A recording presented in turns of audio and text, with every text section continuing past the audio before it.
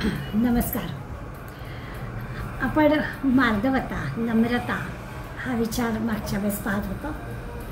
आपल्या दृष्टीने गोड बोलणं, नम्र असणं, मार्दवता असणं हा गुण आपल्याला देवानी दैवी गुण म्हणून दिलेला आहे की सहजच आपल्याकडून असं गोडच बोललं जातं. म्हणजे कठोर बोलण्यासाठी आपल्याला वेगळा प्रयत्न करावा लागतो. गोड बोलणं हे सहजच आहे आपल्याजवळ असं भगवंत सांगतात. आता प्रत्यक्ष आपण काय करतो किंवा कळत नकळत आपल्याकडून कठोर कसं बोललं जातं हा आपला स्वभाव दोष आहे. सहजता जी आपल्या बरोबर आलेली आहे, भगवंताने दिलेली आहे, ती मार्दवतेची दिली आहे. आणि याची व्याख्या माऊलींनी जी केली आहे ती मागच्या वेळेस आपण 174व्या ओवीत पाहिली होती. ती व्याख्या आपल्याला चटकन समजणारी आहे असं नाही. म्हणजे शब्द अशा अर्थ समजेल. आपण आचरणाचा विचार केला की असं वाटतं की अरे ते म्हणतात काय सांगो ऐसे जिणे जे जगासेनी जीवे प्राणे तया नाम म्हणे मार्दव मी म्हणजे बाऊली स्वतः म्हणतात की मी मार्दवता कशाला म्हणतो की जो कोणी केवळ जगाच्या कल्याणासाठीच आपलं जगणं आहे अशा पद्धतीने जगतो. आपलं जगणं हे दुसऱ्यासाठी आहे, दुसऱ्याच्या कल्याणासाठी आहे, असं जो जगतो त्याला मी मार्दवता म्हणतो. मी आत्ताच म्हटलं की आपल्या दृष्टीनं मार्दवता शब्दाचा अर्थ कसा की गोड बोलणं, मृदू बोलणं, कुणावरही न रागावणं, याला आपण मार्दवता म्हणू. पण माऊलींनी इतक्या उंचीवरती हा मार्दवता शब्दाचा अर्थ देऊन ठेवला आहे की आपली प्रत्येक गोष्ट म्हणजे आपलं जगणं हे दुसऱ्यासाठी असलं पाहिजे. त्याला माऊली म्हणतात मी मार्दवता असं म्हणतो. जसं आपण त्या शब्दाचा विचार करायला लागतो तसं तसं आपल्या भोवतीचं वातावरण, आपलं स्वतःचं आचरण, आपल्या भोवताच्या लोकांचं आचरण कधी कळत कधी नकळत या व्याख्येच्या किती विरुद्ध होत असतं असं आपल्याला जाणवतं. आणि त्यामुळे दिसायला शब्द सोपा आहे पण त्याचा अर्थ ओव्या आपल्या खऱ्या झाल्या आहेत. पण त्याचं चिंतन जर केलं त्या व्याख्येचं तर आपल्याला असं वाटतं की अरे हे खूपच आपल्यामध्ये जिरवणं ज्याला म्हणतो ना ते जिरवण्याची आवश्यकता आहे. आपण असं पाहतो की आता हे जे मृदू बोलणं किंवा माऊलींची जे दुसऱ्यासाठी आपलं जीवन लेणं असं जे आहे तसं पाहायला गेलं तर माऊलींनी ज्या उदाहरणं म्हणून जे दिलेत ना म्हणजे कृष्णाचं उदाहरण, हातात मुरली आहे, गोडच आवाज, सगळेजण आकर्षितच होतात. पण त्याच कृष्णाच्या हातात सुदर्शन चक्र पण आहे. मधुमक्षिका म्हणजे मधमाशीचं उदाहरण माऊलीने दिलं आहे. मधमाशीच्या उन्हातून ती सगळ्या फुलातून चांगलं मधच गोळा करते, गोडच गोष्टी गोळा करते. पण त्याच मधमाशीचा विचार केला तर तिच्याजवळ काटे पण आहेत. आता माऊली ज्या गोड बोलण्यासाठी किंवा या मार्दवतेसाठी उदाहरणं देत आहेत ते पाहिलं की आपण त्याचा अर्थ लावायला पाहिजे की या सुदर्शन चक्राचा किंवा या काट्याचा उपयोग ते सहजासहजी करत नाही आहेत. 100 वेळा गुन्हा झाल्यावर सुदर्शन चक्राचा उपयोग होत आहे. काही वेळा काय होतं माणसाचं, सामान्य माणसाचं काय होतं की प्रसंग नसला तरी, परिस्थिती तशी निर्माण झालेली नसली तरी देखील माणूस कटू बोलतो. तेव्हा या सगळ्याची आठवण देण्याची आवश्यकता आहे. म्हणजे लोकांची उदाहरणं आपल्याला चटकन समजतात. आपलं कठोर बोलणं, आपलं कटू बोलणं असे नाही पण ते दुसऱ्याला समजेल, आपल्याला समजणार नाही. बैलगाडी चालवणारे किंवा टांगा चालवणारे लोक असतात तर ते ठीक आहे. आता आपली भाषा त्या बैलाला किंवा त्या घोड्याला नाही कळणार, आपल्या शब्दांचा अर्थ त्याला कळणार नाही. मग नाहीच आहे ना कळत, त्याला भाषा कळते चाबकाची. कधीतरी त्याचा उपयोग हे गाडी वाहन करतातच आणि त्याबरोबर ते जोरात पळायला लागतातच कारण ती चाबकाची भाषा त्याला कळते. शब्दाची भाषा काही त्याला कळत नाही. पण तरी देखील ते कटू शब्द तोंडून काढतात, शिव्या देतात. मग मला कसं येतं की त्यांनी त्या घोड्याला किंवा त्या बैलाला अरे माझ्या राजा, अरे माझ्या सर्जा, अरे माझ्या गोविंदा असं चांगलं चांगलं का नाही म्हणू, असं चांगले चांगले शब्द वापरावेत, उगाच शिव्या देऊ नये. असा आपण जो काही त्या मार्दवतेचा अर्थ घ्यायचा आहे तो आपल्याला अशा पद्धतीने घेता येईल. कारण नसताना कटू बोलायचं नाही, कारण नसताना वाईट शब्द तोंडून द्यायचं नाही. काहीला सवयच असते की माणूस दिसला की त्याचं काहीतरी वर्म काढच, काहीतरी त्याच्याबद्दल कटू बोलच, अशी काय आवश्यकता नसते. तरी माणसं आपल्या काही आपली गरज त्याला असं म्हणजे पुन्हा येतीलही आपल्याकडे, येणार नाही तसं नाही. परंतु मनात काही त्यांच्या आपल्याबद्दल असा चांगला आनंदाचा भाग राहणार नाही. उलट हे गेलं ना की काहीतरी वर्म काढतात, काहीतरी कटू, असं असू नये असा खरा म्हणजे बाऊलींचा सांगण्याचा हेतू आहे. बऱ्याचदा आपल्याला दिसतं की राजकारणात किती कठोर लोक बोलतात, किती शिव्या शब्द देतात, किती वाईट शब्द वापरतात, नसलेले दोषसुद्धा लावतात. तर हे असं सगळं करू नये असं खरं म्हणजे त्याला म्हणायचं. आजकाल तर असं दिसतं की सिनेमात, नाटकात किंवा अगदी टी व्ही सिरियलमध्ये सुद्धा काही वेळा कटू शब्दांचा म्हणजे शिव्यांचा वापर केला जातो आणि त्याचं भलावण अशी केली जाते की तो जो संवाद आहे त्याच्यात एखादा असा शिवी किंवा अपशब्द टाकला की त्याच्यामध्ये म्हणजे फार सहजता येते. आता ही काही फार मोठी पटणारी गोष्ट नाही आहे. सहजता येण्यासाठी काय कोणती शिव्या घालायची आवश्यकता नाही, हे काही योग्य नाही आहे. माऊलींना नेमकं हेच सांगायचं आहे की आपलं जीवन म्हणजे आता आपली प्रत्येकच गोष्ट ही दुसऱ्याच्या भल्यासाठी असायला हवी. तर असं सगळं स्वतःला आपल्याला तपासायला हवं असं म्हटलं जातं. मला एक माझा स्वतःचाच प्रसंग आठवतो आहे. चौकातच एक कोपऱ्यावरती एक चांभार बसतो. माझी चप्पल दुरुस्त करायला मी गेले होते आणि माझ्या आधी त्या चांभारकडे 2 तरुण मुलगे बोटाला पॉलिश करायला उभे होते. दोघं आपापसात बोलत होते आणि एक दुसऱ्याजवळ आपल्या कार्यालय म्हणजे ऑफिसमधल्या गोष्टी सांगत होता, दुसरा पण त्याला सांगत होता. एकमेक जे बोलत होते ते त्यांच्या बॉसबद्दल असावं, परंतु फार गैरसोय 2-3 मिनिटाचा असा सगळा संवाद माझ्या कानावरचा, फार काही नाही. पण मला मोठी गंमत वाटत होती की अरे तरुण मुलं आहेत आणि जे काही आपल्या बॉसबद्दल आपल्या साहेबाबद्दल ऐकायला तर लागतंच आहे, साहेबाचं काम तो सांगेल ते करावं लागतंच आहे, पण त्याच्याबद्दल एवढं कटू कशाला बोलायचं ना. आणि तसं ते बोलतात आणि मग त्यांचं ते बोटपाळी चालू असताना मी नकळत असं थोडंसं स्माईल झालं माझ्यातून, मी हसले आणि मग अशा वेळेला ना आपल्या वयाचा आपल्याला उपयोग होतो. मग मी हसल्यामुळे त्यांचं बहुधा लक्ष गेलं असेल, काही विचारलं नाहीच त्यांनी मला. मग मीच त्यांना म्हटलं तुम्ही एकमेकांना जे सगळं सांगता आहात ना ते तुम्हाला काही शब्द टाळून पण सांगता येऊ शकेल. मोठी सोडणी होती मुलं, सॉरी म्हणाले आणि त्यांच्या लक्षात आलं मला नेमकं काय म्हणायचं आहे. तर असं काहीही गरज नसताना आपण कटू शब्द वापरतो. संस्कृतमध्ये तर असं अनेक ठिकाणी सांगितलं आहे की असे जेव्हा अपशब्द आपल्या तोंडून येतात त्यामुळे जिथे ते जातात त्या ठिकाणी काय होईल काय नाही तो भाग वेगळा, पण आपलं तोंडसुद्धा आपली रसजीभसुद्धा आपण दूषित करतो. त्यामुळे आपल्या तोंडूनसुद्धा असे अपशब्द येता कामा नाही येत. काही कारण नसताना असं अपशब्द बोलणं, शिव्यांचा वापर करणं हे चूक आहे. दुसरं असं की खोटं गोड बोलणं सुद्धा चूक आहे. म्हणजे बऱ्याचदा असं होतं आपला माल खपावा म्हणून व्यापारी, आता दिवाळी आली आहे सगळीकडे काय प्रचंड गर्दी आणि प्रचंड खरेद्या चालू आहेत. अशा वेळेला असं वाटतं की अरे त्या वस्तूची मूळ किंमत काय असेल असा विचार मनात आला की आश्चर्य वाटतं की अरे त्या एका पदार्थावर हा एवढे टक्के असं घेत राहिला आणि माझाच माल कसा चांगला आहे असं बोलणार. हे सगळं जे की आहे ते खोटं गोड बोलणं तेही खरं म्हणजे मंजूर नाही आहे. व्यापारामध्ये सगळे माप असतात गोष्टी, कारण तो माल खपवायचा असतो असं म्हणून या ज्या फसवणुकीच्या बातम्या आपण कितीतरी आजकाल ऐकत असतो त्या सगळ्यासुद्धा आपल्याला या दृष्टीने मृदुता या गुणाच्या दृष्टीने आपल्याला आपल्या जन्मतः मिळालेल्या गुणाच्या विरुद्ध वर्तन करावं लागतं आहे. यासाठी आपण हा सगळा विचार करतो आहे. देवाने जे गुण देऊन आपल्याला पाठवलेले आहे त्याच्या सहज गुणांमध्ये मृदुता दिली आहे आणि आपण स्वार्थापोटी हा अशा प्रकारचा दुसऱ्या शब्दांचा वापर किंवा फसवणुकीचा वापर करतो आहे, हे चुकीचं आहे असं म्हणतात.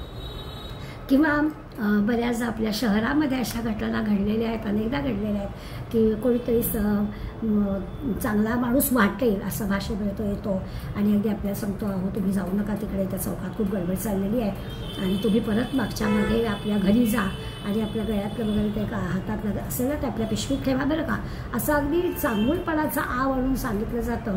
आणि असं सुद्धा फसवणूक केली जाते. काय नेमकं घडतं आणि कशा त्या हातातल्या बांगड्या पण लंपास होतात हे त्या बाईला सांगता सुद्धा येत नाही. असं जे काही आहे, अशा जे काही खोटेपणाने फसवणुकीनं खोटं गोड बोलणं अशा ज्या घटना शहरामध्ये घडतात त्यासुद्धा याच्याकडून असतात. ही फसवणूक आहे, ही काही मृदुता नाही.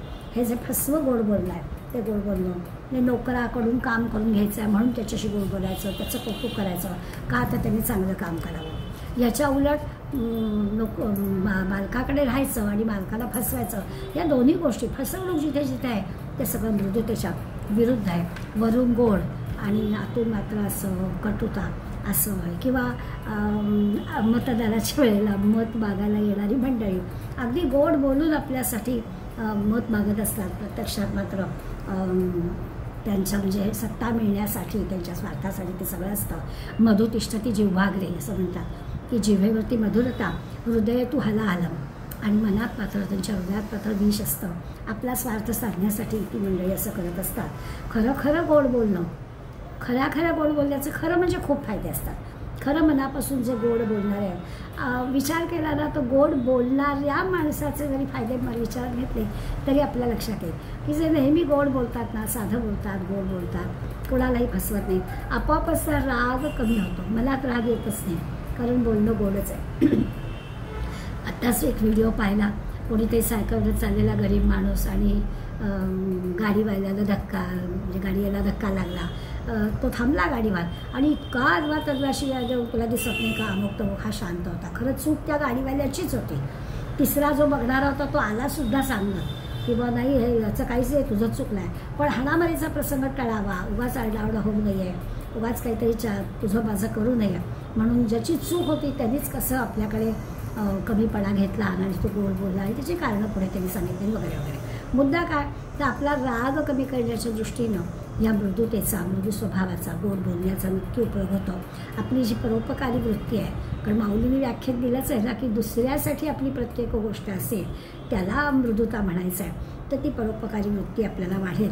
एका अर्थाने आपण अंतर्मुख होऊ की ह्या ठिकाणी राग व्यक्त करून उपयोग आहे का, मग आपण शांत राहावं, म्हणजे आपोआपच आपले शत्रू कमी होतील, आपला लोकसंग्रह वाढेल.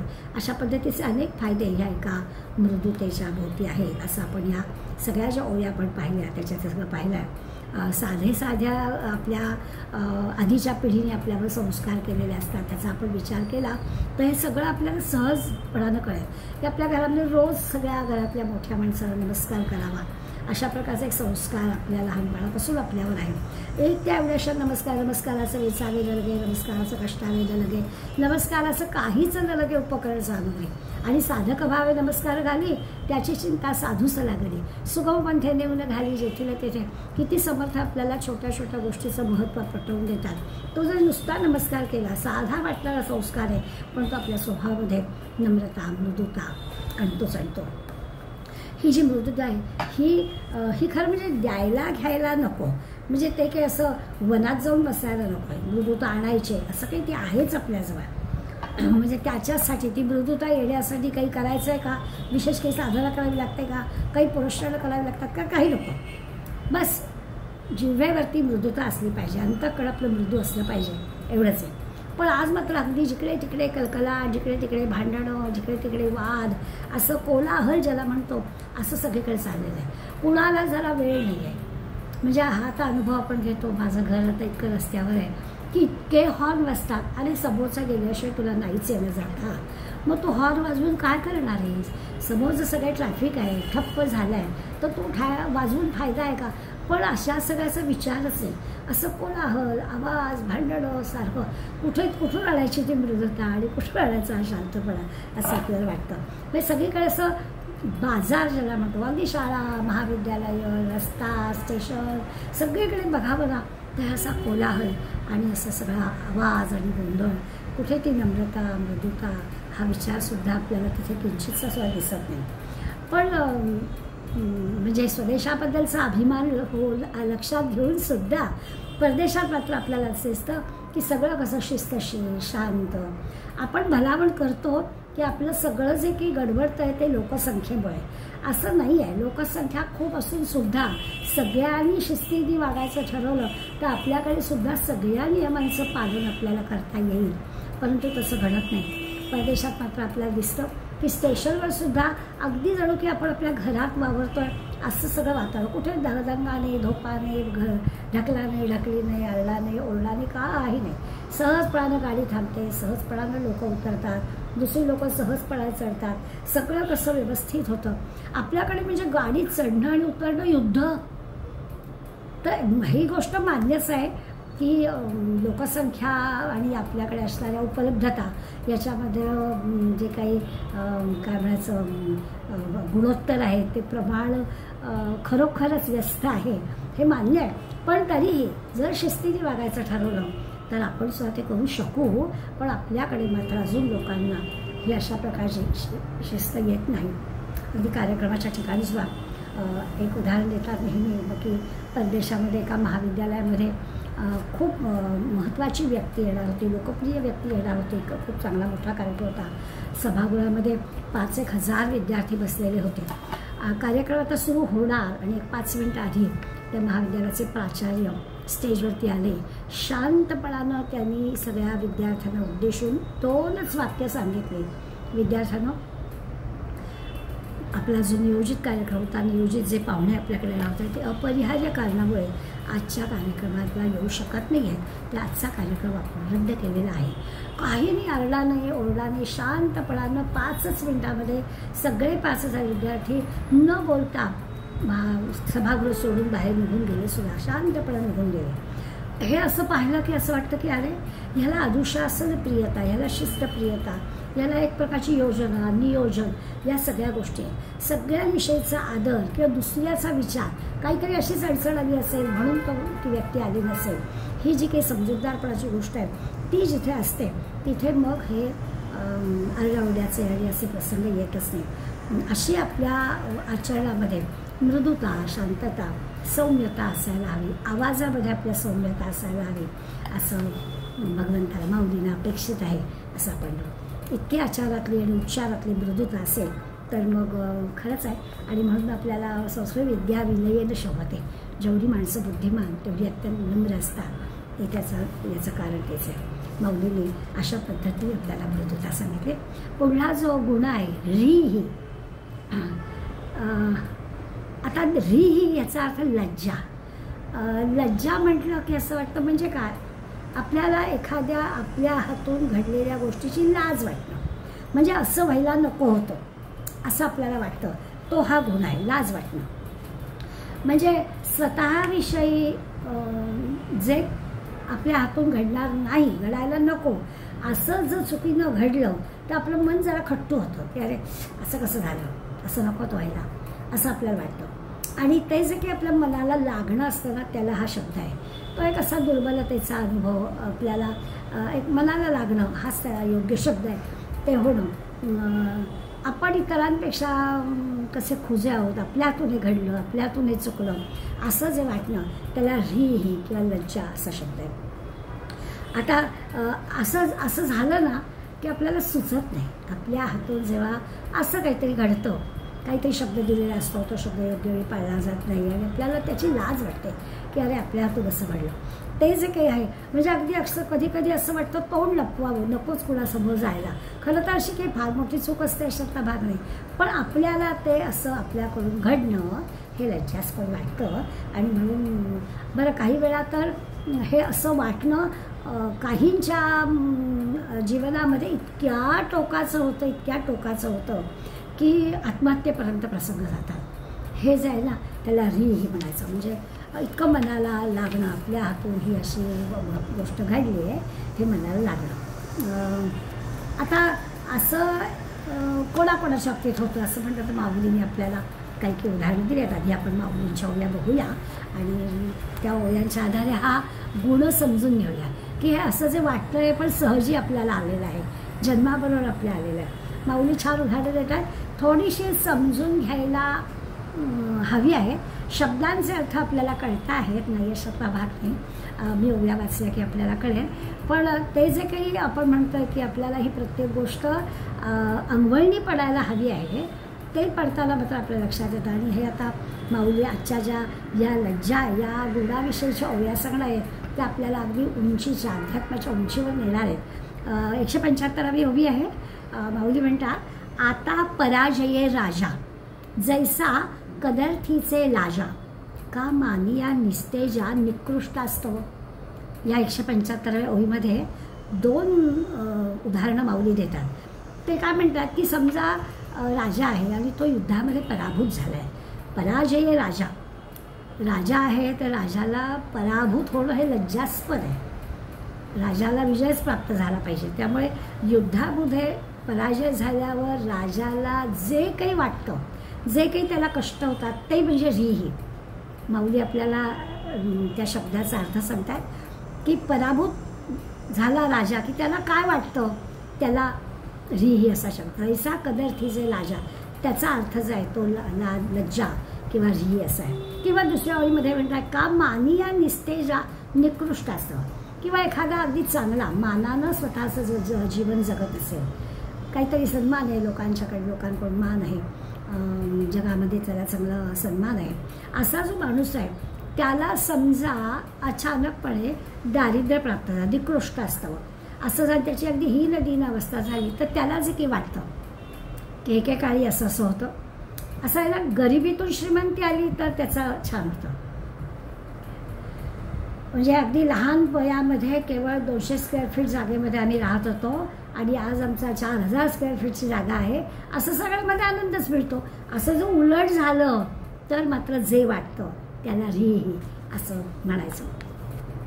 176 ओळीत आणखीन पुढलं येतात. नाना चांडाळ मंदिराशी अवचटे आलिया संन्यासी, मग लाज होये जैसी उत्तमातया. की संन्यासी आहे, काही ह्या प्रापंचिक गोष्टीशी काही संबंध नाही, संन्यास घेतलेला आहे. चुकून जर तो एखाद्या दुष्टाच्या घरी आला, हा काही चांडाळ शब्द, हा अंत्यज किंवा चांडाळ म्हणजे जातीवाचक शब्द नाही आहे, दुष्ट प्रवृत्तीची वाईट माणसं, असं जर एखादा संन्यासी, तो सज्जन आहे, संत आहे, काहीतरी धर्माचं काम करण्यासाठी तो प्रपंचातून बाहेर आलेला आहे किंवा प्रपंचातही केलेलाच नाही आहे, असा संन्यास घेतलेला माणूस आहे आणि त्याला मात्र समजा दुष्टाच्या घरी तो चुकून आला, दुष्टाच्या घरचं अन्न खायला लागलं, दुष्टाच्या घरी राहायला लागलं, तर त्याला जे वाटेल ते म्हणजे नाही की आपलं चुकलंच, आपण याच्याकडे यायला नको होतं. म्हणजे आपल्याला समजण्यासाठी आपण लक्षात घेऊया की एखादा अत्यंत सज्जन माणूस आहे आणि तो सज्जन माणूस समजा भ्रष्टाचारी मंत्र्याच्या घरी राहिला तर काय होईल, त्याला काय वाटेल की अरे आपण कुठून यांच्याकडे आलो, यांचं सगळं घरदार बोलणं वातावरण, यांची आजूबाजूची माणसं इतकं आपल्या ह्याच्यापेक्षा वेगळी आहे की आपण चुकलोच, आपण इथे यायला नकोच होतं. मग गरिबाच्या घरची भाकरी परवडली पण हे श्रीमंताच्या घरचा देखावा नको असं त्याला वाटेलच ना. हे जे वाटणं आहे ते म्हणजे लज्जा असं त्याचा अर्थ. पुढल्या ओळीमध्ये आणखीन एक उदाहरण देतात. क्षत्रिया रणी पळोनी जाणे, ते कोण साहे लाजिरवाणे, का वैधव्य पाचारणे महासती. 2 उदाहरणं दिली. पहिल्या 2 अर्ध्या चरणामध्ये उदाहरण दिलं की क्षत्रिय आहे आणि क्षत्रिय असून युद्धातून पळून गेला. क्षत्रियाचं काय असतं, एक तर युद्धात मरायचं किंवा जिंकायचं, या दोनापैकीच एक झालं पाहिजे. तर तो क्षत्रिय असून सुद्धा समजा पलायन, पळून जाणे, तर ते किती लाजिरवाणं आहे. क्षत्रिय आहे तर त्यांनी युद्धातून पळून जाता कामा नये, हे त्याला लाजिरवाणं. लज्जा शब्दाचा अर्थ काय, तू क्षत्रिय असना, एक तर तू तिथे मरण पत्कर किंवा जिंकून दाखव, मधली गोष्ट नाहीच, पळून यायचं नाही. ते जे पळून येणं आहे ते लज्जायमान आहे. दुसरं उदाहरण दिलं आहे, का वैधव्य पाचारणे महासती येते. आता हा जो दाखला दिला आहे तो नीट समजून घ्यायला पाहिजे की पतिव्रता आहे, महापतिव्रता आहे, सौभाग्यवती महापतिव्रता असणारी, तिला समजा कोणी वैधव्यवाचक नावाने हाक मारली तर तिला काय वाटेल, असं तिची व्यथा काय असेल, नकळत असेल, चुकीला असेल, काय जे काही कारण असेल, पण जी महापतिव्रता आहे, सौभाग्यवती आहे, तिला विधवेच्या संबोधनाने जर कोणी हाक मारली तर तिला काय वाटेल, याचा ही जी काही लज्जा आहे तो शब्द गीतेमध्ये रीही अशा गुणांनी वापरला. आता मी म्हटलं तसं की ही सगळी उदाहरणं लक्षात घेतली ना की आपण ज्याला मनाला लागणं म्हणतो किंवा सुरुवात आपण करताना म्हटलं की एखादी गोष्ट आपल्यातून चुकीनं घडते, मग आपल्याला त्याचं फार वाईट वाटतं की असं नकोत व्हायला, एवढ्यापुरतंच देत आहे. किती उंचीवरचं अर्थ माऊली आपल्याला सांगतात. पुढे म्हणतात, रूपसा उदयले कुष्ट संभाविता कुटीचे बोट, तया लाजा प्राण संकट होय तैसे. 178व्या ओळीमध्ये आणखीन एक उदाहरण त्यांनी दिलं आहे की अत्यंत सौंदर्य असणारं, छान अगदी सुरेख रूप असणारा माणूस आहे आणि त्याला समजा उदयले कुष्ठ, त्याला समजा कोढ झालं, किती त्याला वाईट वाटलं. ते जे काही त्याचं वाईट वाटणं आहे, ते जे काही ते जे लज्जास्पद आहे, त्याचा काही दोष नाही आहे याच्यामध्ये. असं घडणं हा काही दोष त्याचा नाही आहे. पण असं जेव्हा घडतं की अत्यंत सौंदर्य आहे आणि सौंदर्य असल्याला असं ओढ झालं तर त्याला जे वाटेल ते म्हणजे लज्जा. किंवा तयाला ज्या प्राणसंकट होत असते, म्हणजे समजा एखाद्याला त्यांनी आरोप केलेला नाही आहे, खोटाच त्याच्यावर आरोप लादला गेला असेल, संभाविता कुटीचे बोट तयाला ज्या प्राणसंकट, तर त्याला त्या आरोपाने आपण काही केलेलंच नाही आहे आणि तरी देखील आपल्यावर आरोप केले जात आहे आणि असं म्हणजे आपणच केल्याचं दाखवलं जात आहे, तेव्हा त्याला जे काही वाटतं त्याला लज्जा असं म्हणायचं. त्याला मरणप्राय दुःख होतं की आपण न करता आपल्यावर बालन का आलं, आपण आपलं काहीच केलेलं नाही आहे, पण ते सांगून सुद्धा कोणाला पटत नाही आणि तेव्हा जी त्याची परिस्थिती असते ती जी आहे त्याला लज्जा असं म्हणायचं. 179व्या ओळीमध्ये आता लक्षात घ्यायचं बरं का. आता मगाशी मी म्हटलं ना की ह्या अशी उदाहरणं देता देता, म्हणजे व्यावहारिक उदाहरणं देता देता माऊली आपल्याला आता अशा उंचीवर नेणार आहेत. पुढे ते म्हणतात, तैसे औट हातपणे जे राम होऊली झिणे उपजो उपजो मरणे नाना नावा.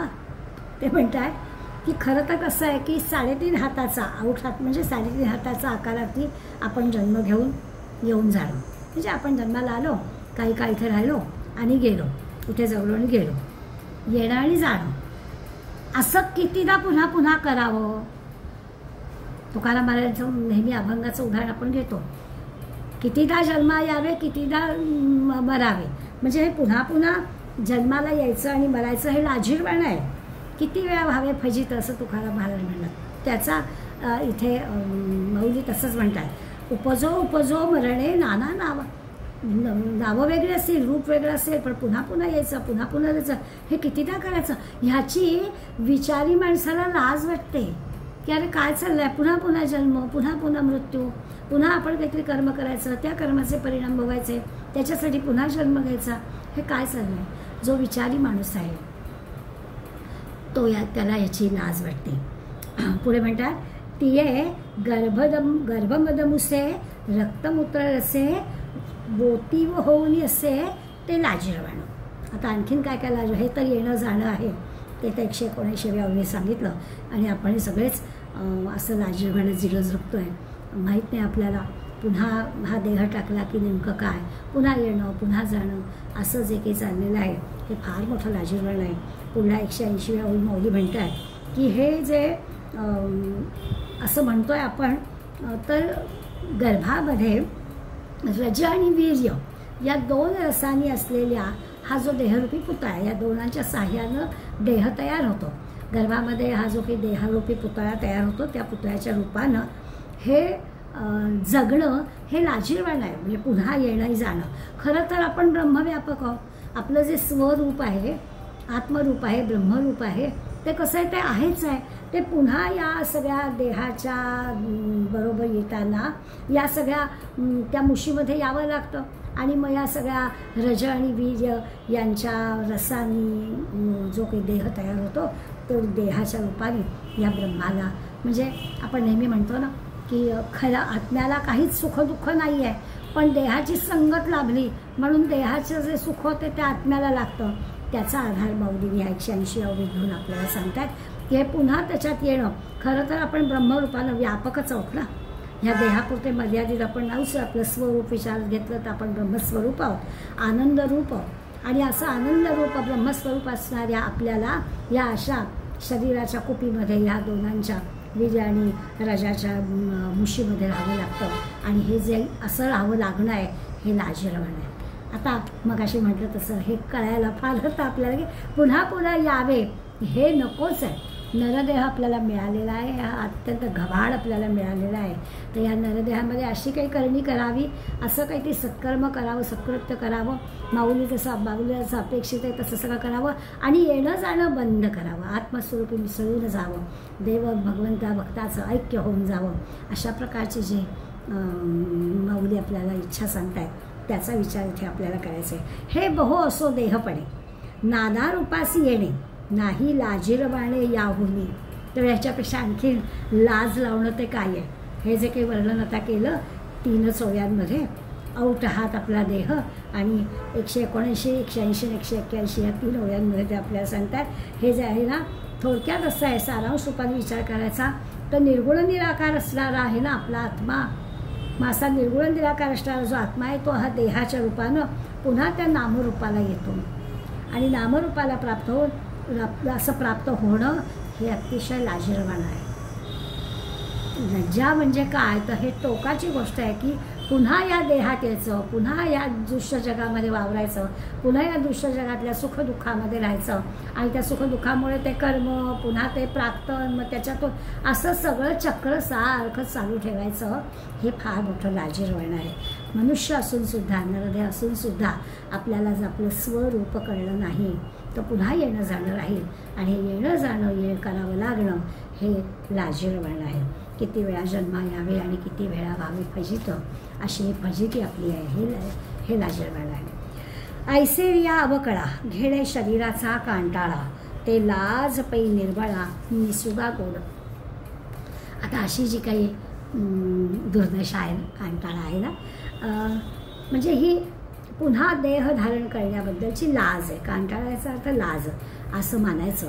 आणि मग खऱ्या अर्थानं विचारानं जे निर्बळ आहे त्यांचं काय होतं, म्हणजे पुन्हा पुन्हा जन्माला येणं, पुन्हा पुन्हा जाणं, ही त्या कोरग्याला किंवा याला लाज वाटणार नाही. त्याला ते बरंच वाटेल, येणं जाणं चांगलंच आहे. परंतु विचारी जो आहे त्याला मात्र हे लाज वाटेल. तेव्हा ऐसेची आवकळा घेपे शरीराचा कंटाळा, ते लाज पै निर्मळा निसुगावं. मग पुन्हा पुन्हा जन्माला येणाऱ्यांना कसली आली लाज वाटणं, त्याला सगळं हे बरोबरच वाटेल की ठीक आहे पुढल्या जन्मात, ह्या नाही तर पुढे, ह्या जन्मी काही लगेच आपल्याला ब्रह्म वगैरे काय ते कळणार नाही आहे, पुढल्या जन्मी बघू असं म्हणणाऱ्याला हे सगळं गोडच वाटतं. आता सूत तंतू तुटल्या. बरं, आता आपण 182 पर्यंत आलो. त्यातलं आपल्याला लाजिरवाणं म्हणजे काय ते खरं म्हणजे कळलं आहे. पण पुन्हा असं येतं ना की ह्या ज्या शेवटच्या 3 ओव्यांमध्ये आपण हा जो गुण पाहिला आणि सारखा वारंवार आपल्याला स्मरण द्यायचं आहे की ह्या ज्या 16व्या अध्यायातले पहिले 26 गुणांचा आपला अभ्यास झाला आहे ते आपल्याला भगवंतांनी गुण देऊन पाठवलेले आहे. मग देऊन हे जे काही लज्जा वाटणं आहे, ही लज्जा आपल्याला का वाटते, आपल्या चुकीबद्दल आपल्याला लाज का वाटते, कारण आपण असे काही नाही आहोत की कसंही वर्तन केलं तरी माझंच बरोबर आहे असं आपण मूलतः नाही आहोत, स्वरूपतः नाही आहोत, स्वभावतः नाही आहोत आणि म्हणून याची आपल्याला लाज वाटते. तर या अर्थानं आपण अगदी सोप्या सोप्या आपल्या व्यावहारिक ह्याच्यामधून विचार करूया तर आपल्याला हा मुद्दा कळेल. आता हे तर सांगितलंच की टोकाचं काय, तर मूळ जे आपलं स्वरूप आहे त्या स्वरूपाला आपण जाणलंच नाही आणि या काय जो काही 5 फुटाचा देह आहे आणि हे जे काही दृश्य जग आहे तेच आपल्याला खरं वाटतं आहे आणि ते खरं वाटल्यामुळे आपण त्याच्यातच रमलो आहे आणि त्याच्यातच रमल्यामुळे आपल्याला स्वाभाविक सुखदुःखाचे अनुभव घ्यावे लागत आहेत आणि आपल्या देहाला ते सुखदुःखाचे अनुभव आहे. देह चालवणारा तो जो आत्मा आहे त्याला पण ते सुखदुःखाचे अनुभव घ्यावे लागत आहेत आणि हे जे काही आहे हे लज्जा आणणारं आहे. हा खरा म्हणजे अर्थ.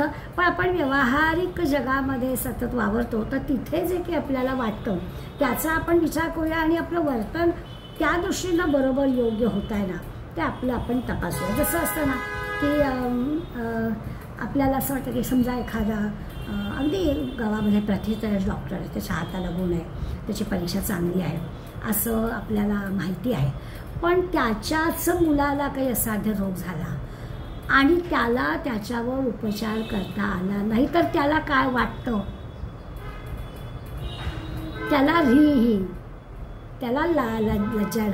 म्हणजे किती बारकाईनं विचार केला आहे माऊलीने असं लक्षात घ्या की त्याच्याजवळ सगळ्या गोष्टी आहेत, मग त्याला ती टोचणी कसली लागली, त्याला दुःख कसलं आहे की आपल्याजवळ सगळं ज्ञान आहे पण आपल्याला जेव्हा आपल्या ज्ञानाचा उपयोग करायची वेळ आली तेव्हा मात्र त्याचा उपयोग होत नाही आहे.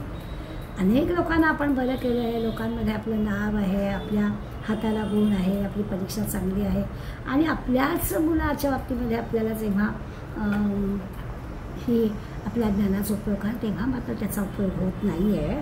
हे जे काही आहे म्हणजे ना त्याला ही जी काही सारखी टोचणी ज्याला म्हणतो ती लागत राहील आणि त्याला लज्जा असा शब्द आहे. आपल्यावरचाच किंवा आपल्यावरचा काय आणि आपल्या ज्ञानावरचा काय विश्वास अशा वेळेला उडून जातो. त्याला लज्जा असं म्हणायचं. एखादा सज्जन माणूस असेल आणि त्याच्या जीवनात काही अशी एखादी वाईट गोष्ट घडली तर त्याला असं वाटतं, किंवा एखादा अत्यंत चांगलं चारित्र्य असणारी व्यक्ती आहे आणि कोणी जर त्याच्या चारित्र्यावर शिंतोडे उडवणे तर जे काही वाटतं, तेव्हा म्हणजे काहीतरी संशय घेतला जातो, काहीतरी वाईट बोललं जातं आणि त्यावेळेला त्याला जे वाटतं की आपला काहीच दोष नाही आहे, काहीच गुन्हा नाही तरी असं आपल्याला बोललं जातं, त्याला लज्जा म्हणायचं. याच्यातसुद्धा आता जसं सगळीकडे सत्वरज तम आपण पाहिलं ना सगळ्या गुणांमध्ये, ह्याच्यामध्ये पण आपल्याला सात्विक लज्जा दिसेल. की सात्विक लज्जा कशाला म्हणायचं, तर आपलं मन आहे ना तर सारखं प्रपंचात लागतं, परमार्थाकडे लागत नाही. म्हणजे आपण नेहमी गमतीनं म्हणतो की 3 तास आपण सिनेमा बघू शकतो, परंतु 13 माळा करायला लागणारी 30-35 मिनिटं आपण बसू शकत नाही.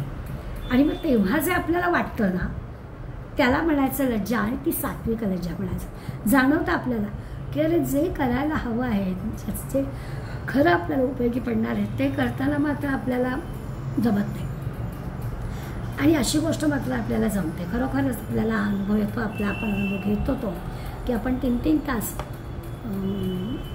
एखादी गोष्ट करू शकतो जिथे आपली इंद्रिय पण साथ देतात, आणि खऱ्या अर्थानं साधनेमध्ये मात्र आपल्याला करायचं असतं तिथे मात्र आपण असे काही इतका काळ रमत नाही.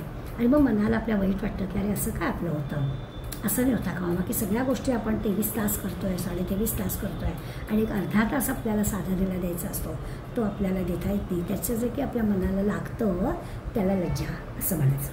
किंवा आपण परोपकार काही करतो आहोत आणि आपल्या हातून काही उणीव राहिली तर आपल्याला जे वाटतं त्याला सात्विक लज्जा म्हणायचं. की एखाद्याला मदत केली आहे आणि ती मदत अपुरी पडली म्हणून त्याचं काहीतरी नुकसान झालं, आपलं पुरेशी मदत गेली नाही, तेव्हा आपल्याला जे वाटतं की अरे आपण असं नको होतं करायला, अजून त्याला काहीतरी असं जेव्हा मनात येतं तेव्हा त्याला सात्विक लज्जा म्हणायचं. स्वार्थासाठी, अहंकारासाठी आपण जे काही करतो ती एका अर्थाने राजस लज्जा म्हणाल. म्हणजे तेवढ्यापुरतं आपल्याला ते वाईट वाटतं, पण ते तेवढ्यापुरतंच असतं. आणि अजून त्याच्या पलीकडली म्हणजे नीतिमार्ग, धर्ममार्ग याच्याबद्दल सुद्धा कोणाला काही वाटत नाही, आपण जर गैर करतोय असं वाटत नाही, त्याला तामस लज्जा म्हणायचं. म्हणजे या जगामध्ये कुठल्या तरी गोष्टीबद्दल आपल्याला काहीतरी लाज वाटणं हे खरं माणसाचं लक्षण आहे. बाकीच्यांच्या बाबतीत ठीक आहे की अगदी किती जरी हाकललं तरी पुन्हा पुन्हा ते कुत्रा तिथे येणारच, आणि तो त्याचा स्वभावच आहे. पण माणसाला कळतं, माणूस एकदा अनुभवल्यावर पुन्हा पुन्हा जाणार नाही.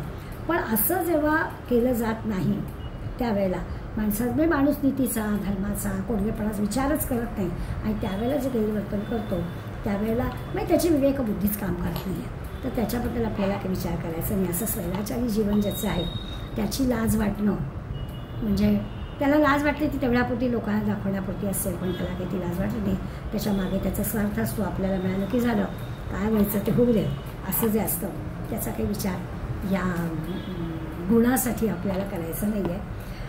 पण जे सात्विक आहे, चारित्र्यवान आहे, बुद्धिमान आहेत, विचारी आहेत, विवेकी आहेत, संत आहेत, सज्जन आहेत, साधू आहेत, ही सगळी जी मंडळी आहेत आणि नित्य त्या परब्रह्माचा विचार करणारी आहेत, आत्मज्ञानाचा विचार करणारी आहेत, तसं म्हटलं ते ऐहिक जगाचं त्यांना काही भान नाही आहे, आणि असं असून सुद्धा ते नित्य आनंदामध्ये मग्न आहे. आपण समर्थांचं वर्णन करतो, शुकासारिखे पूर्ण वैराग्याचे, वशिष्ठापरी ज्ञान योगेश्वराचे. तर असे जे महापुरुष आहेत, ह्या महापुरुषांचं पण मन खट्ट होण्याचा म्हणजे त्यांचा खरा याच्याशी काही संबंधच नसतो, कारण त्या ऐहिक गोष्टी ते नसतातच. भागवतामध्ये एक प्रसंग आहे, तो आपल्याला माहिती आहे, नुसती आठवण करून देते प्रसंग सगळ्यांना की व्यासांचा जो मुलगा शुक आहे, हा शुकमुळी जन्माला येतानाच वैराग्यशील योगी म्हणूनच जन्माला आला, आणि त्यामुळे त्याला भेदभाव विरहितच येतो, त्याला स्त्री पुरुष हा भेदसुद्धा नाही आहे, त्यामुळे तो जन्माला आलेलाच वैराग्य धारण करू असलेल्यामुळे ब्रह्मज्ञानीच येतो. त्याला काही आपपर काय, काही कशाचा भेदच नाही त्याच्याजवळ, सगळीकडे परब्रह्मच आहे असंच मी तो होतो. आणि एक दिवस असं झालं की शुकमुनी जे काही जायला लागले रस्त्याने आणि ते त्यांची ज्यावेळेस ते नग्नावस्थेत जात होते, वैराग्यच त्यांचं आहे, त्यांना काही कपड्याचं भान असण्याचा संबंधच नव्हता, त्यामुळे ते चालत होते, नग्नावस्थेत जात होते आणि मग त्यांच्या मागून व्यास जायला लागले, हाका मारतायत शुकदेवांना आणि यांनी सगळ्यांनी व्यासाने व्यवस्थित कपडे परिधान केलेले आहेत आणि शुकाच्या मागे ते धावत आहेत आणि मग थोड्या अंतरावर त्यांनी पाहिलं की जवळ जलक्रीडा करणाऱ्या देवांगना आलेल्या होत्या आणि तिथून शुक गेले. या देवांगनांच्या वरती काहीच त्याचा परिणाम झाला नाही, त्यांनी केवळ वस्त्र लपटून घेतले किंवा काय वगैरे काहीच नाही, तो आल्या मार्गाने गेलासुद्धा. पण व्यास आले तेव्हा मात्र या सगळ्या स्त्रियांनी पटकन आपले कपडे नेहमी हे करून घेतले. व्यासाला त्याचं आश्चर्य वाटलं आणि व्यासाने त्यांना जर विचारलं तेव्हा त्यांनी असं म्हटलं की आपल्या ठिकाणी भेद आहे, स्त्री पुरुषात भेद आपण जाणता आणि म्हणून आम्ही वस्त्र परिधान केले. पण शुकमुनींना तो भेदच नाही आहे आणि त्यामुळे ते इथून गेले, पण त्यांना भेदभावच माहिती नसल्यामुळे असं वैराग्य असं त्यांना हे असं लज्जा वाटण्याचा संबंधच नाही आहे असा त्याचा अर्थ. तर लज्जा ही म्हणजे महापुरुषांचं हे सोडलं तर इतर माणसाला लज्जा हा विषय आहे, महापुरुषांना त्या हा विषय असते, म्हणजे भेदभावच असल्यामुळे तो विषय असते. आता असं आहे की यांचं जाऊ दे की आपण त्या लोकांना लज्जा वाटत नाही आणि त्यांचं ते बरोबरच आहे असं म्हणू, परंतु योग्य गोष्टीबद्दलची लाज बाळगणं ही आवश्यक असतं. हे एक प्रगतीचं लक्षण आहे की आपण समाजामध्ये वावरतो आहे किंवा समाजात वावरताना आपलं आचरण योग्यच असलं पाहिजे, आपलं वावरणं योग्यच असलं पाहिजे आणि त्याच्यासाठी म्हणजे सुसंस्कृतपणाचं आपलं लक्ष असलं पाहिजे, बुद्धिमत्तेला साजेसं आपलं वागणं असलं पाहिजे, विवेकी विचाराने आपण वर्तन केलं पाहिजे, अशा प्रकारचा हे धरून या गुणाकडे पाहायचं. आता आपण तसं माणूस म्हटला की तो समाजाशी जोडून घेणाराच हवा, आपण सामाजिक प्राणी आहोत, त्यामुळे स्वाभाविकच इतर लोकांबरोबर आपल्याला राहायचं आहे. तर लोकांना काय वाटतं याचा विचार आपल्याला करावा लागतो. आपण कितीही जरी म्हटलं लोकांना काही वाटू दे, आपल्याला योग्य वाटेल ते करायचं असं आपण बोलता बोलता अनेकदा म्हणतो, पण आपल्या डोक्यामध्ये सतत हा विचार असतो की आपलं जे वागणं आहे ते इतरांना त्याचं काय वाटेल आणि ते इतरांना काय वाटेल याच्यासाठी इतरांना चांगलंच वाटेल असं वर्तन आपल्याला सतत करायला लागतं आणि तो सतत विचार आपल्याजवळ असतो. एका अर्थाने लोकांच्या भीतीनं आपण चांगलं वागतो असं म्हणायला हरकत नाही, पण लोकांच्या भीतीनं का होईना वाईट माणसांनी करायचंच नाही, वर्तन चांगलंच ठेवायचं, नीटनेटकं राहणं, आपल्या इतमामाला शोभेल असं, आपल्या बाकीच्या सगळ्या गोष्टी शोभेल अशा प्रकारचं सगळं आपलं वर्तन असणं, कुठेही लांडी लबाडी चोरी काही वाईट कृत्य आपल्या हातून होणार नाहीत याची काळजी घेणं ही एक प्रकारची जनलज्जा आहे. लोकांमध्ये वावरायचं तर हे आपल्याला करायलाच हवं, जनलज्जा म्हणून का होईना अशा प्रकारचं वर्तन हवं. म्हणजे आपण म्हणता की एखादा तरुण मुलगा म्हणजे ज्याला आपल्या तरुणपणी तरी असं होतं की एखादा तरुण मुलगा असेल तर तो आपल्या जिथे आपण राहतो त्या भागामध्ये किंवा त्या आळीमध्ये किंवा आपण सोसायटी म्हणूया त्या सोसायटीमध्ये सिगरेट बिगरेट ओढणार नाही, कारण आजूबाजूला आपल्या ओळखीचे आपल्याला आपण हे जे काही करतोय हे बरोबर नाही आहे हे त्यालाही कळतं, परंतु त्याला ते करायचंच असतं आणि मग ते करताना एवढी काळजी घेतो की आपल्याला ओळखणाऱ्या लोकांच्यामध्ये तो हे करत नाही. तर याला आपण लज्जा म्हणतो, जनलज्जाच म्हणतो आणि व्यावहारिक दृष्टीनं ही अशी उदाहरणंसुद्धा आपल्याला असं वाटतं की अरे हा पण एक मान आहे किंवा आपल्या भोवताली आपल्याला ओळखीचे लोक आहेत की त्यांच्या समोर आपण हे सगळं कृत्य करू नये, हे कृत्य वाईट आहे, ओळखीच्या लोकांच्या नजरेत येता कामा नये अशा प्रकारचा विचार कुठेतरी असतो. आणि मग जिथे अपरिचित मंडळी आहेत किंवा आपल्या घरापासून दूर आहे अशा ठिकाणी मग असं गैरकृत्य करायला मुलं नसतात असं आपण पाहतो, त्याचा अर्थ हाच आहे. पण अचानक समजा कधी अशी वेळ आली की असं काही कृत्य करताना कोणीतरी आपल्या वडिलांचा मित्र किंवा ह्याने पाहिलं तर त्यांची जी धावपळ उडते ना की आपल्या हे गैरकृत्य आपल्या वडिलांच्या मित्राला दिसता कामा नाही, हे सगळं एक 50 वर्षापूर्वी किंवा आपल्या तरुणपणापर्यंत हे सगळं असं होतं बरं का. आता आपल्याला असं वाटतं की कोणाला काही समाजाचं राहिलेलं नाही आहे. म्हणजे मी तर बऱ्याचदा अनुभवते की अगदी आपल्या भोवतालच्या काही काही जागा अशा ठरलेल्या आहेत की जिथे मुलीसुद्धा राजरोसपणानं सिगरेट ओढताना दिसतात. त्यामुळे हे गैर आहे, हे ज्याला वाटत नाही त्याला काय ही किंवा लज्जा किंवा असं हे चुकीचं वर्तन, हे आपण करतोय चूक आहे, हे नको करायला असं त्याला वाटणं, आता हे तरी देखील मुद्दाम करणं, या सगळ्याच गोष्टी अशा काही आपल्या विचारांच्या पलीकडे ती लोक समाजामध्ये असं वागतायत. होतं खरं असं या लोकांच्यासाठी हा गुण नाही आहे असं म्हणूया आपण, की त्यांच्याजवळ गुणच नाही.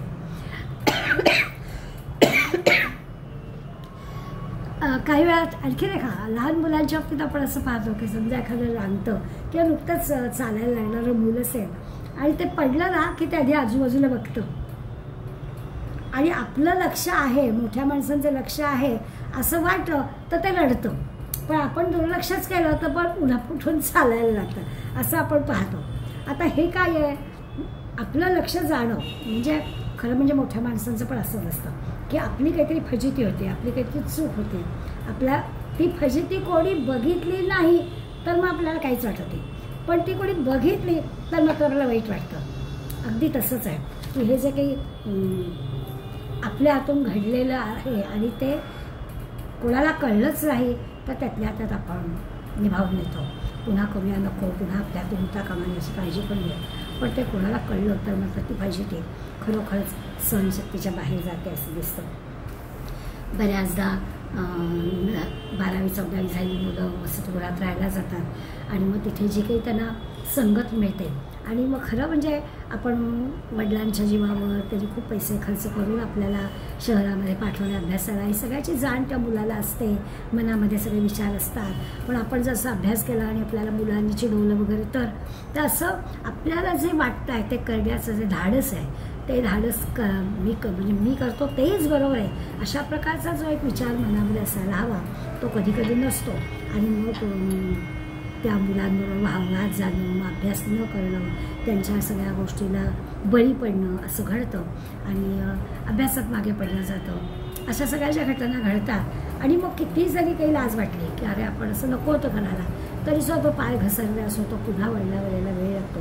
इथेसुद्धा आपल्याला हा ही या गुणाचा उपयोग, खरा म्हणजे तो गुण आपल्याजवळ आहे. मी परत आपल्याला ते सांगते की हे सगळं व्यवहारात आपल्याला इतकी उदाहरणं दिसतात ना की आपल्या कृतीबद्दल आपल्याला लाज वाटणं, मग हे पटकन आपण जर सावरलं गेलो तर मग त्याच्यातून आपल्याला मार्ग मिळतो, पण ते सावरता आलं नाही तर मग गडबड होते.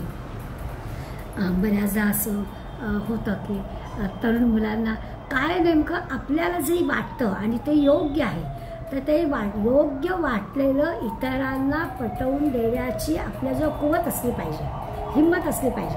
म्हणजे बऱ्याचदा असं होतं की तरुण मुलं कुठेतरी ट्रिपला जातात आणि कुठेही जरी एखाद्या ट्रेकिंगला जरी गेली तरी त्या डोंगरावरती सुद्धा कुठेतरी मंदिर असतं. त्या सगळ्या ट्रिपला गेलेल्या मुलांमधल्या एखाद्या मुलाला वाटतं सुद्धा की अरे इथे हनुमंताचं मंदिर आहे, छानपैकी बसावं आणि भिमोरपी म्हणावं, पण त्याची हिंमत होत नाही की ह्या सगळ्या बाकीच्या ट्रिपला आलेल्या मुलांना हे आवडेल का नाही. आणि ती हिंमत यायला हवी. आपण सगळं संत वाङ्मयातला अभ्यास करतोय ना तर ही लाज केव्हा वाटणार नाही, तर आपल्याला जे वाटतंय ते योग्य आहे ते आपण पण करणं आणि सगळ्यांना पण करायला लावणं, पटवून देणं. करायला लावणं म्हणजे जबरदस्तीनं आपल्याला करायला लावायचं नाही, पण आपण सांगतोय ते बरोबरच आहे असं करायला लावणं. असं जर केलं होतं असं आपण जेव्हा प्रवासामध्ये सगळे नातेवाईक म्हणून आपण प्रवासाला गेलो की संध्याकाळी प्रवासात जरी असलो त्याला आपण रामरक्षा म्हणूया, कोणीच नाही म्हणते पण कुणीतरी पुढाकार घ्यावा लागतो आणि कुणीतरी म्हणावं लागतं. हे चांगलं आहे असं सगळ्यांनाच वाटत असतं, परंतु 7 वाजलेत आता आपण गाडी बिडी किंवा आता ते बंद करा, आता आपण जरा छानपैकी रामरक्षा म्हणूया असं सुचवलं गेलं तर सगळ्यांना हवं असतं, पण ते सुचवण्याची हिंमत कोणी दाखवत नाही. त्याच्यासाठी आपल्याला हा जो गुण आहे त्या गुणाचा आपल्याला वापर करायचा आहे असं लक्षात येईल. बऱ्याचदा असं होतं ना की सांगण्याची हिंमत नसल्यामुळे आपण लोकांना काय वाटेल, कोणाला आवडेल की नाही अशा उगाच भ्रमात जातो. बऱ्याच ठिकाणी बऱ्याच वेळा असंच होतं.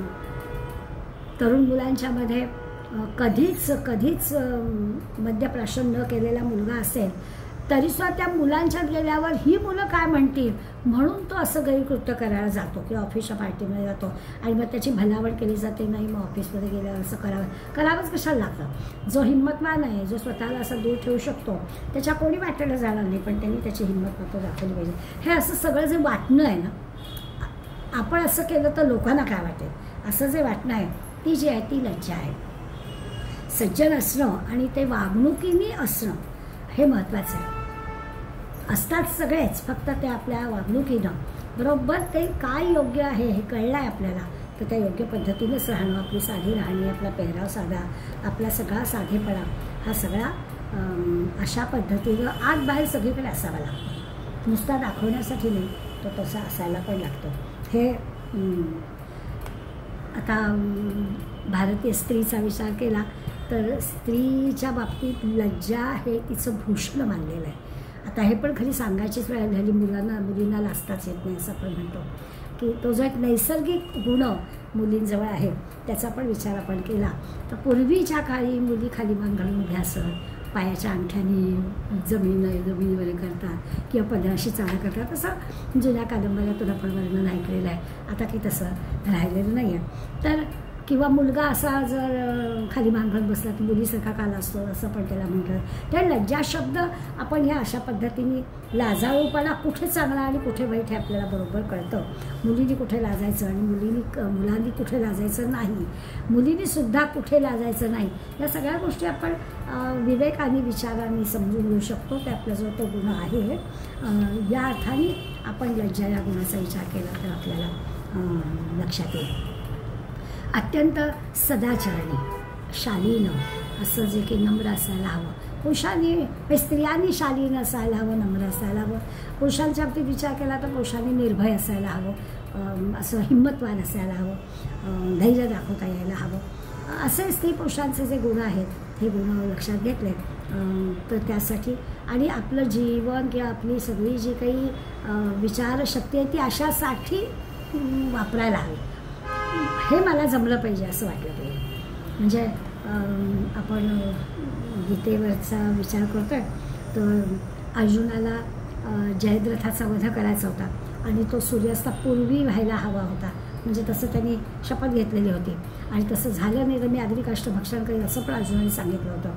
आणि मग तसं झालं नाही, मग अर्जुन सिद्ध पण झाला अग्निकाष्ठ भक्षण करायला, पण आपण ती प्रतिज्ञा पूर्ण करू शकलो नाही. आता ही आपण केलेली प्रतिज्ञा आपण पूर्ण करू शकलो नाही याची लाज अर्जुनाला वाटली.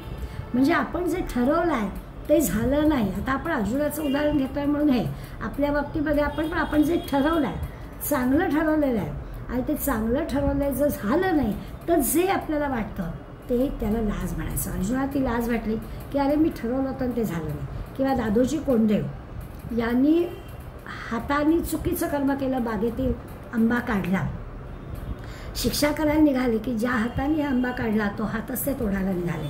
हे जे काही वाटलं आणि आपल्याला सगळ्यांना गोष्ट माहिती आहे की महाराजांकडे गेलं आता ते काही दादोजी कोंडदेवांसारखे गुरु आणि आंबा काढला म्हणजे काही फार मोठा अगदी गुन्हा केला असं काही नव्हतं.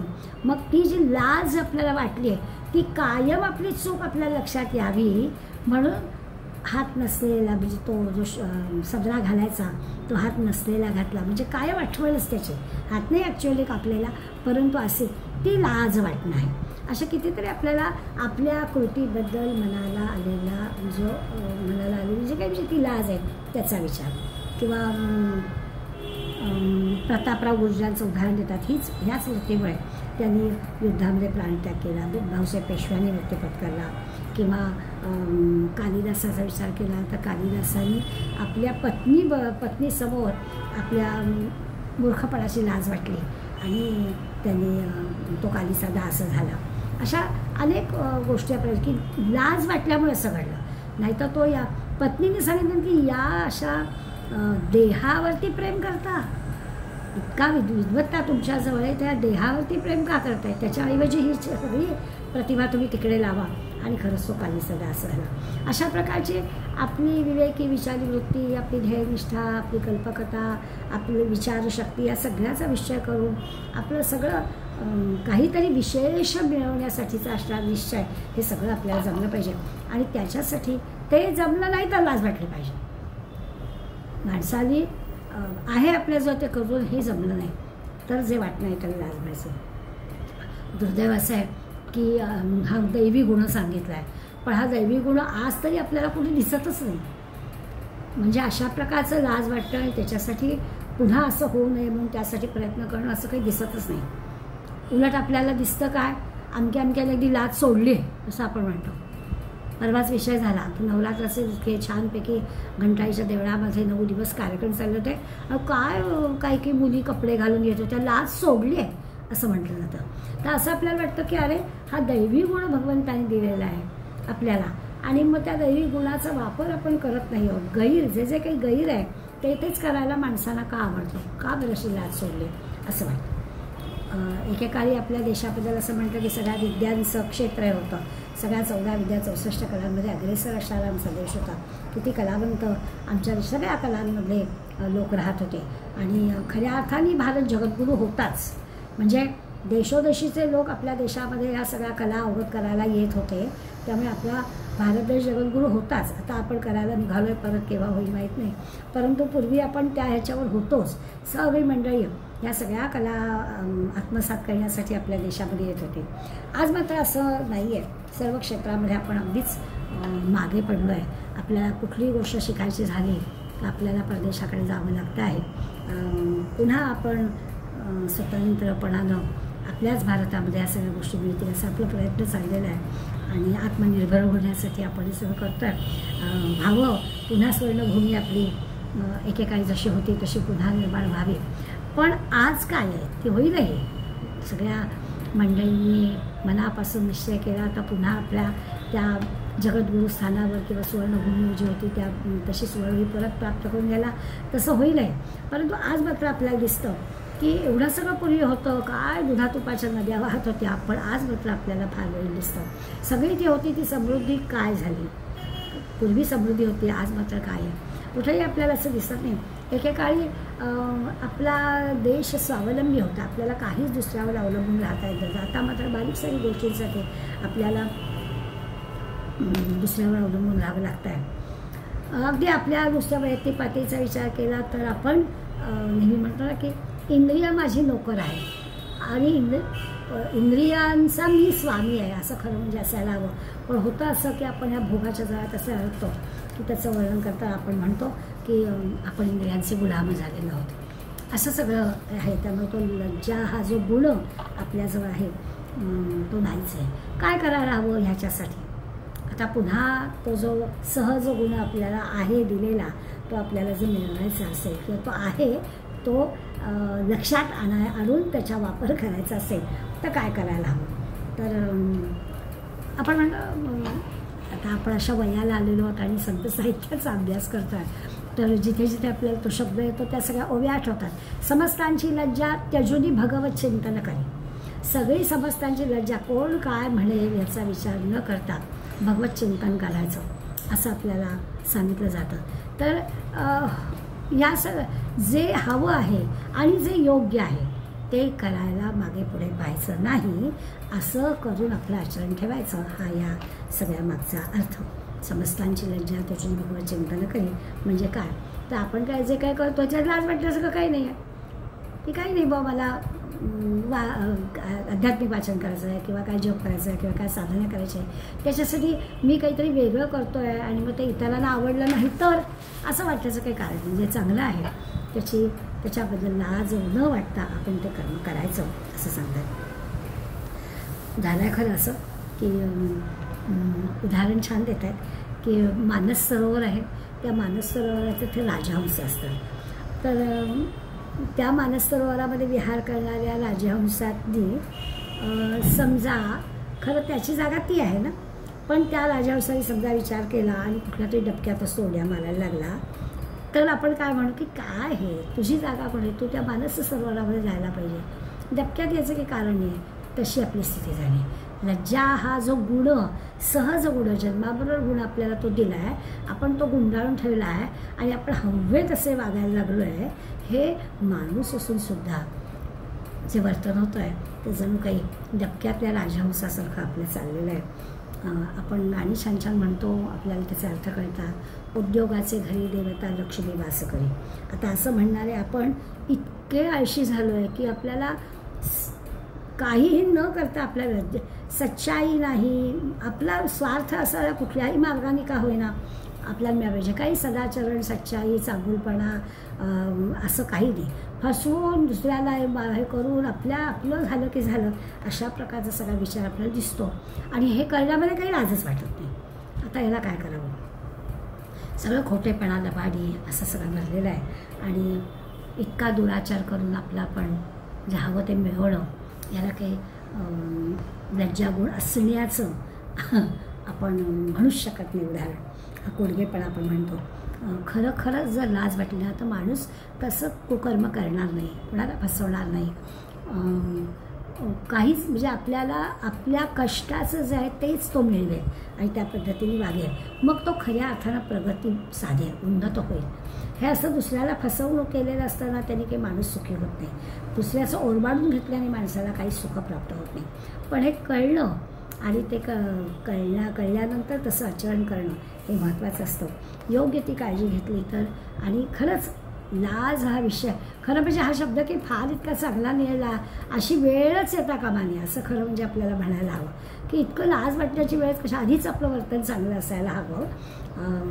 हे असं झालंच कसं असं आपण म्हणू. लाज वाटणं हे चुकीचं झाल्यावर लाज वाटतं ना, तो चुकीचं होताच कामा नये असं खरं म्हणजे असलं पाहिजे. आणि असं झालं तर ती खरी आपली प्रगती होईल. असा हा गुण फार मोठा महत्त्वाचा आहे असं आपल्याला दिसेल. तर या 182व्या ओव्यानंतर आता 100वा गुण आपल्याला घ्यायचा आहे. त्याचं नाव आहे अचापल्य. आता अचापल्य म्हणजे काय तर आत्ता जो हा आपण एवढा लज्जाचा हा पाहिला ना, तिथे आपण लाज वाटण्याचं कारण, असं होण्याचं कारण काय तर आपल्या मनाचा पक्केपणा कमी होतो. अगदी तेच आपल्याला पुढे घ्यायचं. चांगल्या गोष्टीसाठी, चांगल्या कामासाठी आपल्याला असं जे काही करायचं आहे त्याच्यामध्ये आपल्या मनाचा पक्केपणा असला पाहिजे. त्याच्यासाठी आपल्याला माऊली पुढल्या ओव्या सांगणार आहेत आणि हा दुसरा श्लोक संपणार आहे. आणि या आता हे जे काही अचापल्य आहे ना, म्हणजे हा जो मनाचा पक्केपणा आहे ना, तो पण आणावा लागतो आपल्याला. आपण काय पाहतो की नाही मी काही बोललेच नाही, कारण आपल्या मनाचा पक्केपणा कमी पडतो. आता भगवंत आपल्याला हा गुण सांगणार आहे, तो म्हणतो तुम्हाला मनाचा पक्केपणा देऊन पाठवला आहे. मग आपल्याला कशाची भीती वाटते आणि आपण मनाचा पक्केपणा दाखवत नाही. हे आपल्याला बाहुली उदाहरणाने आपल्याला सांगणार आहे, तो आपण पुढल्या वेळेला पाहूया. पण आपल्या मनाचा चांगल्या कामासाठी आपल्या मनाचा पक्केपणा असायला हवा. आपण जेव्हा आपलाच हेका चालवतो तो वेगळा, हेकेखोरपणा वेगळा, कारण आपल्याला दुसऱ्याच्या भल्यासाठी करायचं आहे काम. आपण यापुढे पाहिलं आहे की माऊली आपल्याला सांगतात की मार्गवता काय दुसऱ्याच्या चांगल्यासाठी. तर तसं जेव्हा आपण एखादी गोष्ट 100% दुसऱ्याच्या भल्यासाठी चांगलीच असणार आहे आणि त्यावेळीसुद्धा आपला जर पक्केपणा नसेल तर कसं चालेल. तर तो पक्केपणा देऊन भगवंताने आपल्याला पाठवलेला आहे. तो आपण विसरलो आहे, तो आपण विसरायचा नाही. तो पक्केपणा काय आहे तर 183व्या ओवीपासून आपण पुढल्या वेळेला पाहूया. आज इथेच थांबूया. धन्यवाद.